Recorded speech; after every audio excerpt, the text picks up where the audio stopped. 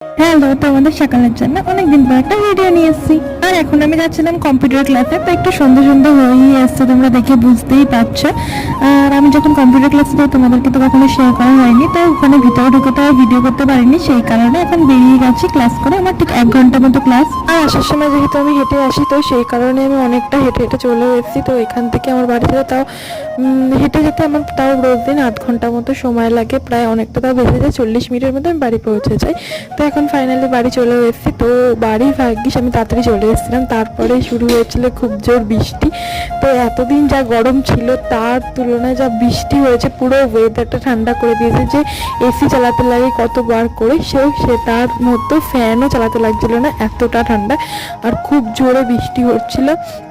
তো সত্যি কথা খুবই ভালো লাগছিল, ঠান্ডা হাওয়া দিচ্ছিল। আর এই জলের স্পিড দেখে বুঝতেই পারছো কত জোর বৃষ্টি হচ্ছিল। তো এটাই তোমাদের সাথে শেয়ার করলাম। আজকে ভিডিও এখানে শেষ করছি, দেখা হচ্ছে নেক্সট ভিডিওতে।